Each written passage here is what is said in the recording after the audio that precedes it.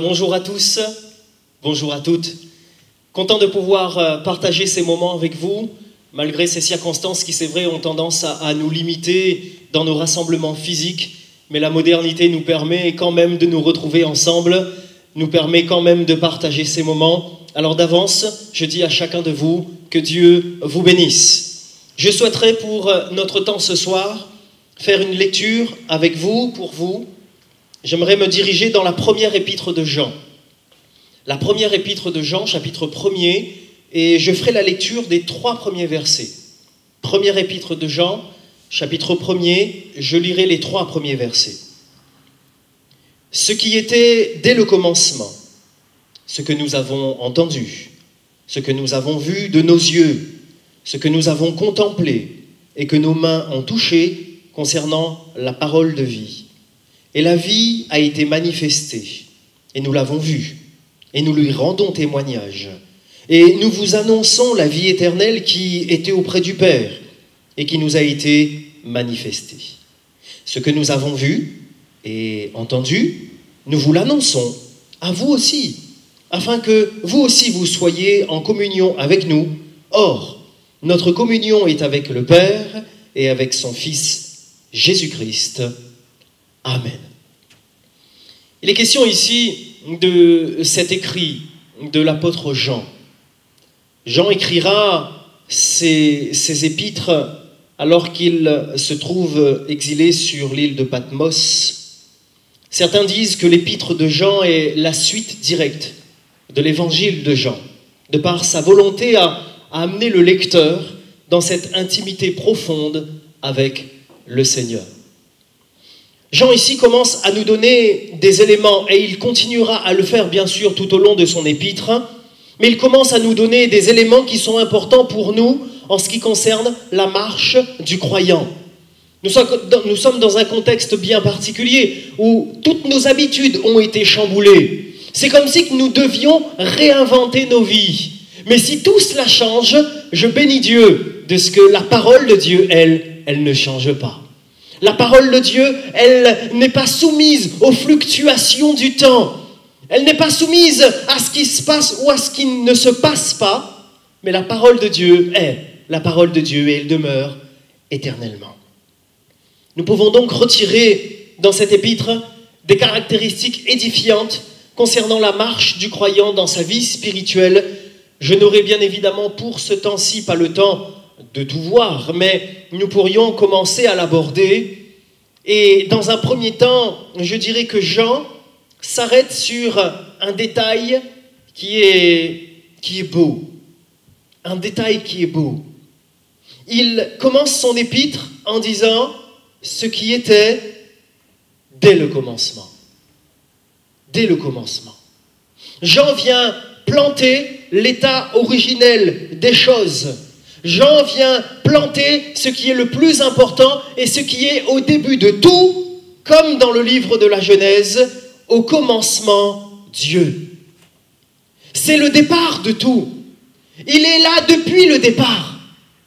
Personne ne l'a créé, personne ne l'a inventé. Il n'y a pas de date précise, de date de naissance, mais Dieu est de toute éternité. Jean plante l'état originel des choses, ce qui était dès le commencement, comme dans le livre de la Genèse, où le Seigneur dira « au commencement, Dieu ». Même dans l'évangile de Jean, il dira « eh bien, voilà ce qui est dès le commencement ». Le commencement. La suite du texte nous confirme bien sûr le sujet. Il est question de Dieu. Il est question du Seigneur venu en chair. Il est question de la parole incarnée. Il n'est pas question d'une invention humaine, il n'est pas question de notre imagination qui pourrait mettre en place ceci ou cela, mais Jean plante bien le décor, ce décor qui est si important, au commencement, Dieu. Et c'est ce qui doit être véritablement dans la vie de chacun de nous, au commencement, Dieu. Que le Seigneur soit au commencement de chacun de nos projets, que le Seigneur soit au commencement de chacune de nos paroles.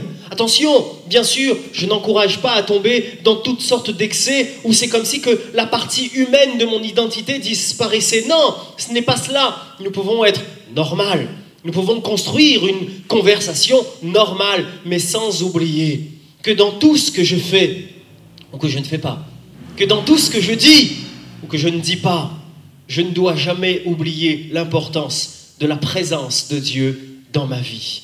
L'importance de la présence de Dieu dans la vie du croyant, dans la vie du chrétien, au commencement, Dieu.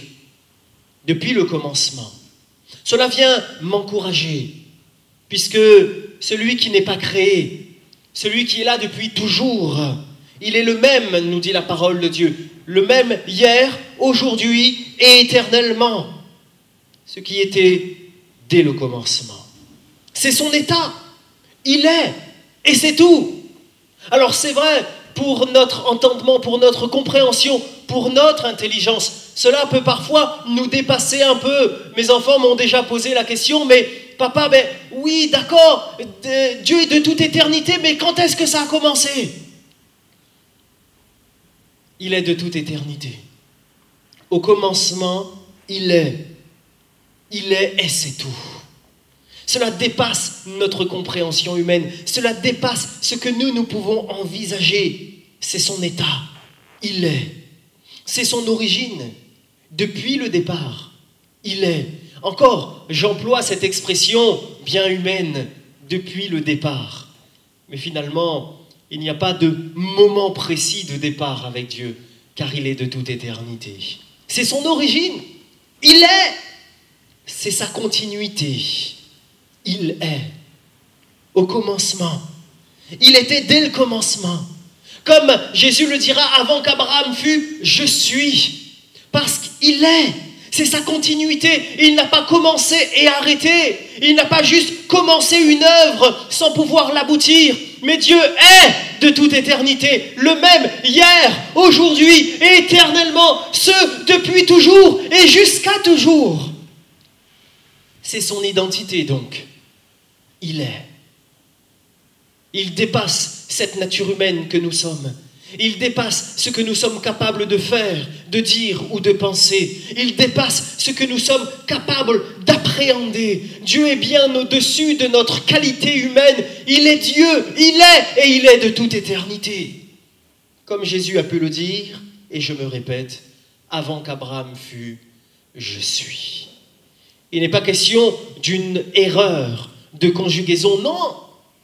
Avant qu'Abraham fût, je suis. Je suis. Parce que Jésus-Christ est. Il est. C'est son état. C'est celui en qui nous croyons. C'est celui en qui nous avons placé notre foi. Celui qui est de toute éternité, celui qui n'est pas fluctuant à cause des circonstances, celui qui ne balbutie pas par manque de compréhension. Ce n'est pas celui qui pourrait être enfermé à cause d'un confinement. Il est de toute éternité.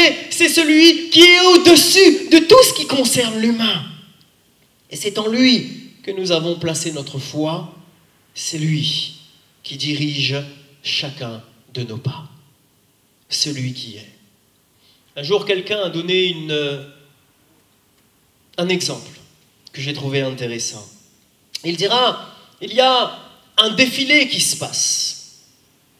Et celui qui est dans un immeuble, sur le balcon d'un immeuble, eh bien le voilà qui est au-dessus et il a une vision d'ensemble du défilé. Il voit le début, il voit la fin, contrairement à celui qui est dans le défilé.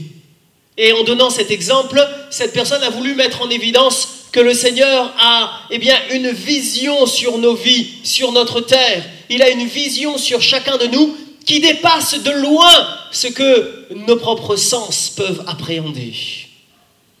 Mais je pourrais dire également, par rapport à cet exemple qui a été donné et cet encouragement que je souhaiterais partager, que le Seigneur, il sait même d'avance quelle est notre place dans ce défilé.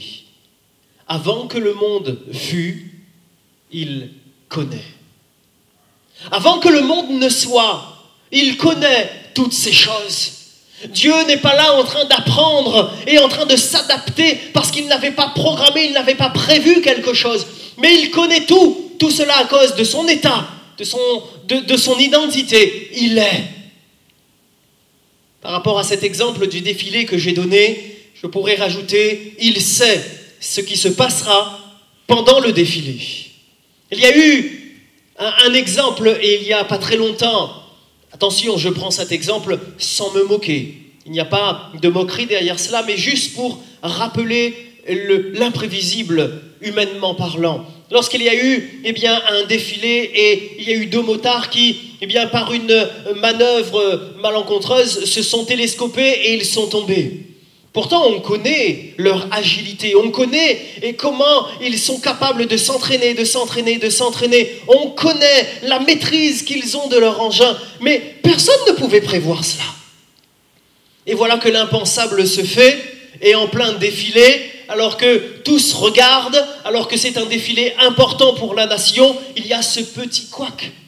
Et alors que ceux qui sont dans le défilé, que ceux qui regardent cela, voire même celui qui est sur sa moto, il ne voit pas ces choses arriver, il ne les sait pas d'avance.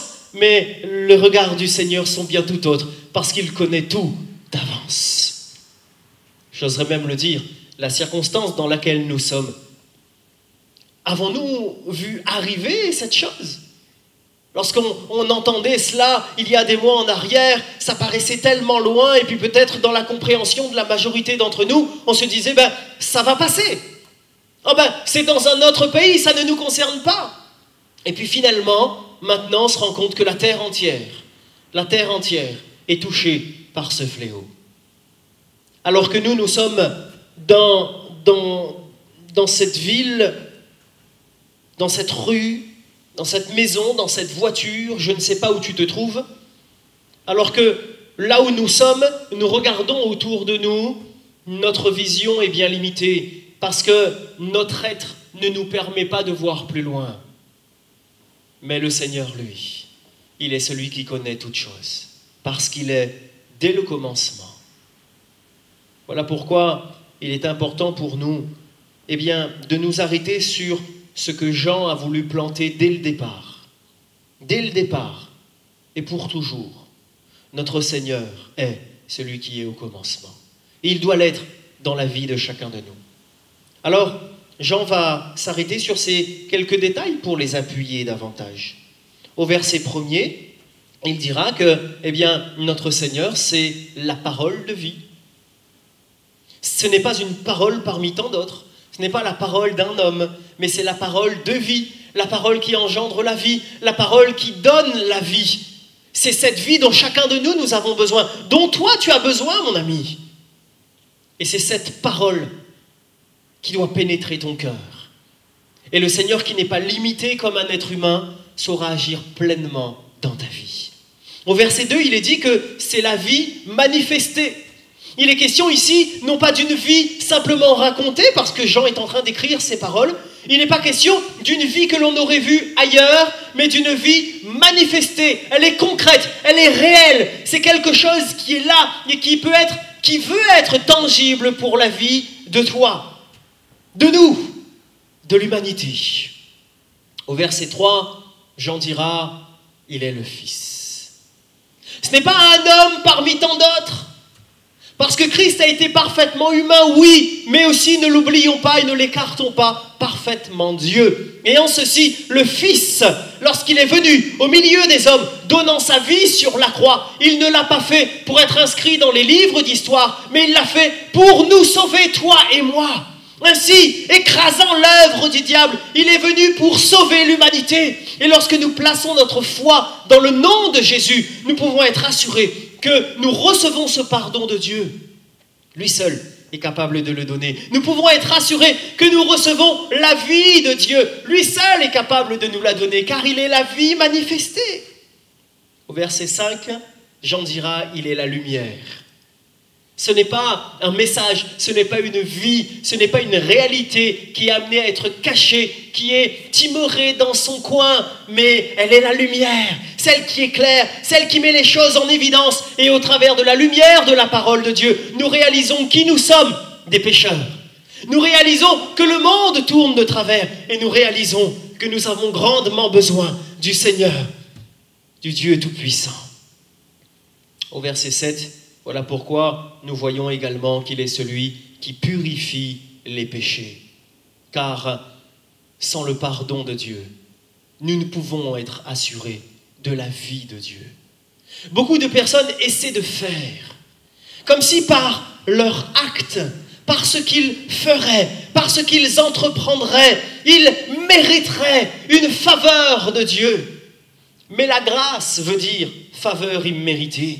Car tout ce que nous recevons du Seigneur, c'est le don de sa grâce.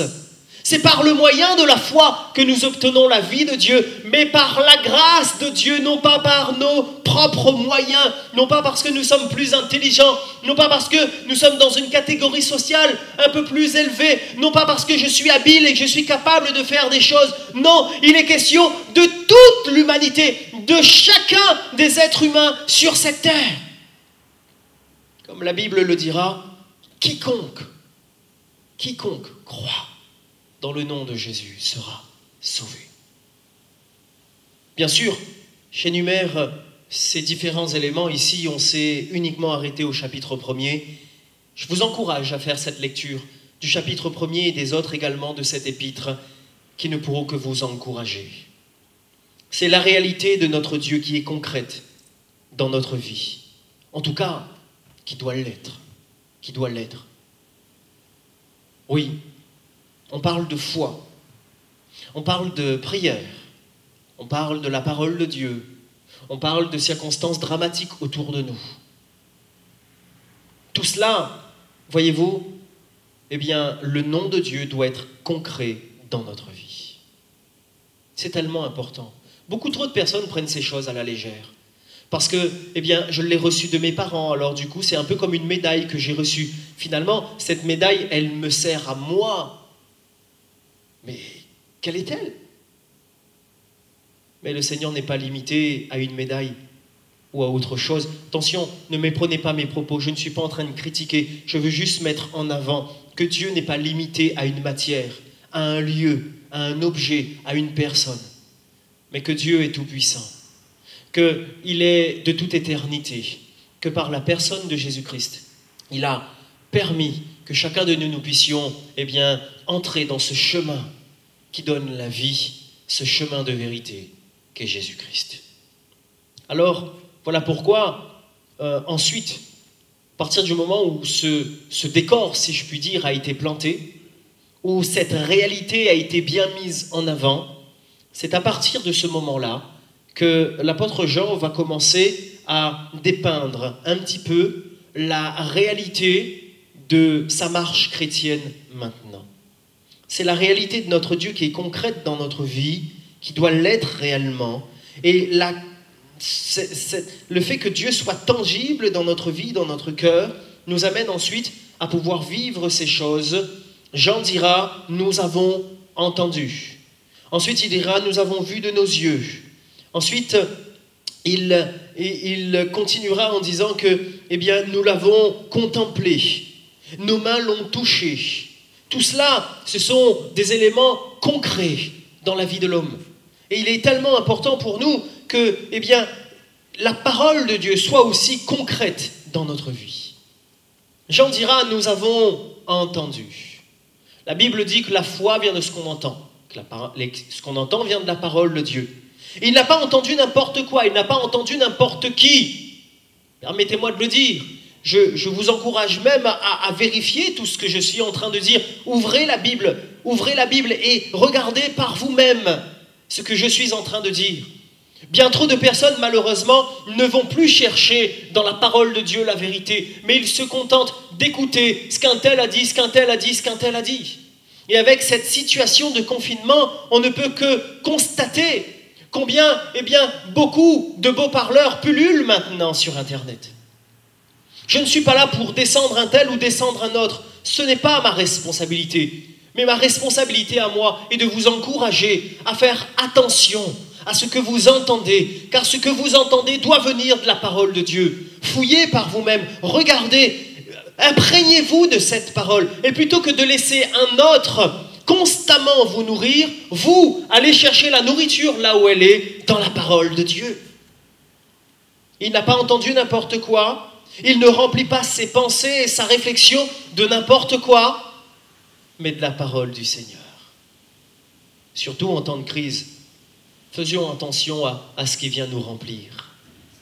Peut-être que tu es encore dans cet état où tu ne peux pas sortir comme tu veux, tu ne peux pas aller où tu veux. Peut-être que tu es bloqué chez toi, ou en tout cas on l'a été pendant un temps. Et malheureusement, ce sont des temps qui peuvent nous être néfastes si on remplit notre cœur de n'importe quoi. Par contre, ce sont des temps qui peuvent être d'une réelle bénédiction si on remplit notre cœur de ce qui vient du Seigneur. Alors l'apôtre Jean dira, nous avons entendu. C'est sur cette base, sur la vérité qui a pénétré son cœur, qu'ensuite il veut parler. Il dira, nous avons vu de nos yeux. Le témoignage des autres, c'est bien. Moi, je pourrais vous conter quelques témoignages qui concernent ma propre vie, mais aussi celle des autres que j'ai pu voir, constater ou qu'on m'a raconté. Mais il n'y a rien de mieux que de vivre la chose par soi-même. Je pourrais prendre le temps de vous raconter les merveilles de Dieu. Cela vous ferait du bien, je n'en doute pas, parce que c'est la parole de Dieu. Mais ô combien c'est important que nous puissions non pas nous contenter de ce que l'autre voudrait m'apporter, mais d'aller prendre directement à la source, recevoir ce que le Seigneur veut donner à chacun de nous. Le témoignage des autres, c'est bien, mais il est important que le croyant fasse sa propre expérience également avec le Seigneur. Il est important que le croyant cherche à avancer plus profondément dans la parole de Dieu et dans sa vie spirituelle. C'est tellement important. Afin que nous puissions avancer de mieux en mieux avec le Seigneur. Et que cette vie nouvelle de Dieu ne soit pas construite sur les dires des autres, mais sur une réelle rencontre personnelle avec le Seigneur. Ça fait tellement du bien quand le Seigneur vient et parle à notre cœur. Alors bien sûr, c'est rassurant quand quelqu'un d'autre nous donne une parole et on se rend compte que le Seigneur m'a parlé au travers de cette personne.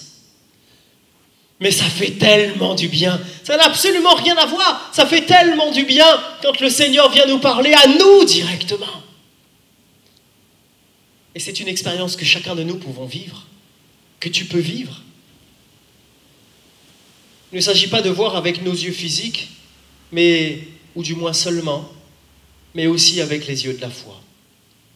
Le psaume 119, verset 18 nous dit « Ouvre mes yeux pour que je contemple les merveilles de ta loi. » La loi, elle est là, elle est devant nos yeux. Et pourtant, le psalmiste dira « Mais ouvre mes yeux !» Nous avons besoin de cette expérience personnelle avec le Seigneur pour que la parole pénètre nos cœurs, que nous y entrions encore plus en profondeur et que nous puissions contempler davantage les merveilles du Seigneur. Acte 26, 18. Afin que tu leur ouvres les yeux pour qu'ils passent des ténèbres à la lumière et de la puissance de Satan à Dieu, pour qu'ils reçoivent par la foi en moi le pardon des péchés et l'héritage avec les sanctifiés. Nous voyons bien ici que c'est une réelle expérience. Ce n'est pas juste une histoire racontée, mais c'est bien plus. C'est une vie vécue.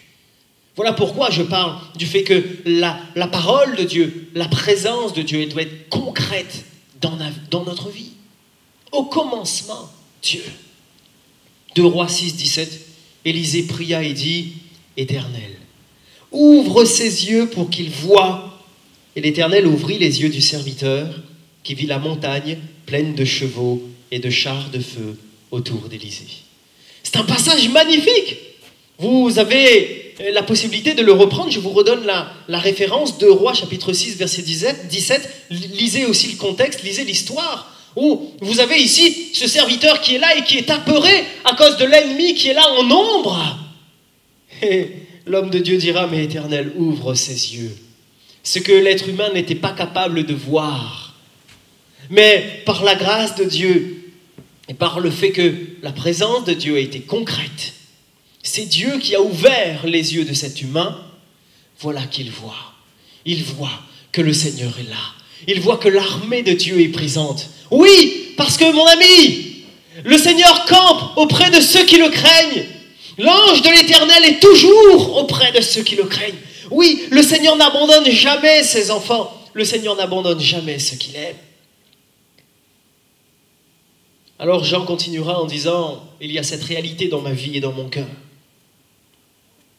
Ce que j'ai pu entendre, mais pas simplement entendu. C'est une réalité, du coup je l'ai vu de mes propres yeux. Et il ira encore plus en profondeur dans le détail en disant, eh bien nous l'avons contemplé. La parole dans notre vie ne nous laisse pas indifférents. Contempler, voir, mais regarder attentivement, comme contempler des personnages importants ou regarder avec admiration, apprendre en voyant, comprendre par la vue, percevoir, etc. Contempler.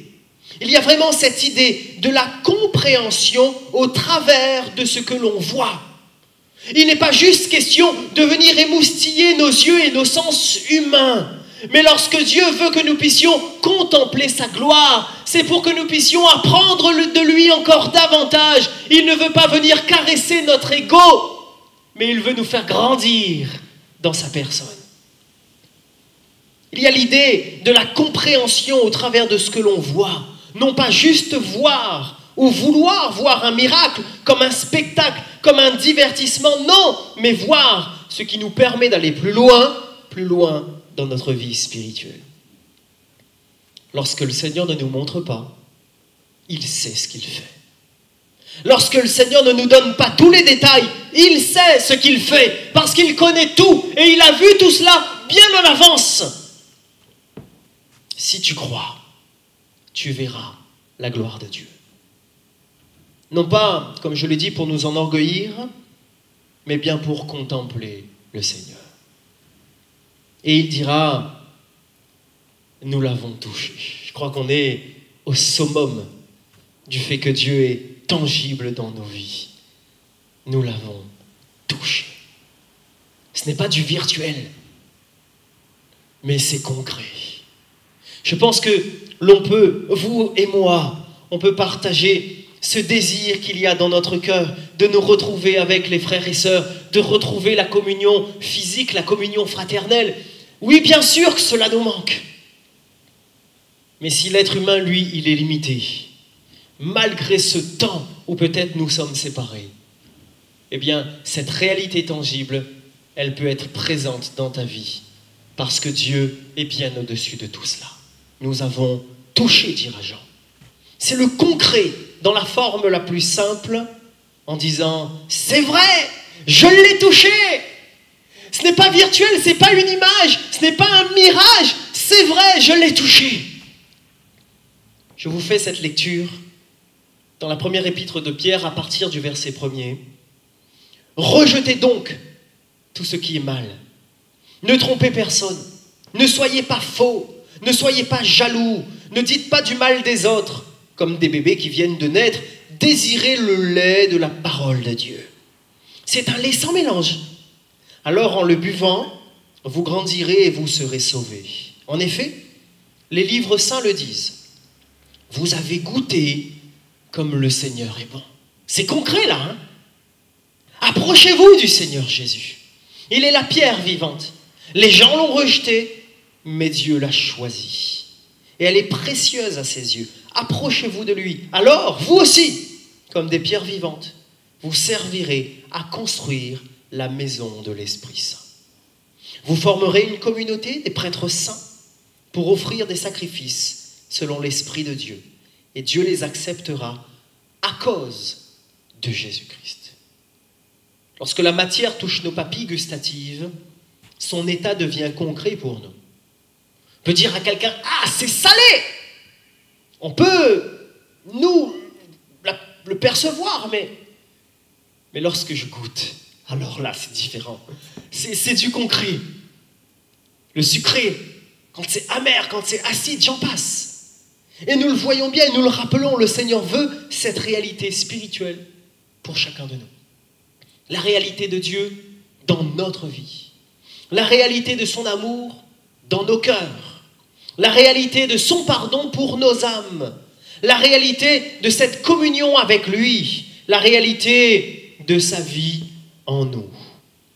Et Et cette réalité nous amène dans la suite de cet épître, encourageant chaque croyant dans sa marche avec le Seigneur. Alors je terminerai et je conclurai par la lecture de ce verset, 1 Jean chapitre 2, versets 4 et 5. « Si quelqu'un dit « Je connais Dieu », mais s'il n'obéit pas à ses commandements, c'est un menteur. La vérité n'est pas en lui. Mais celui qui obéit à la parole de Dieu, son amour pour Dieu est vraiment parfait. Ainsi, nous savons que nous sommes unis à Dieu. Il n'est pas question d'une histoire, d'une habitude, mais il est question que la vie de Dieu soit concrète dans chacune de nos vies. Que Dieu vous bénisse, que Dieu vous encourage encore davantage. Cherchez à aller plus loin avec lui. Et nul doute que Dieu bénira et bénira encore.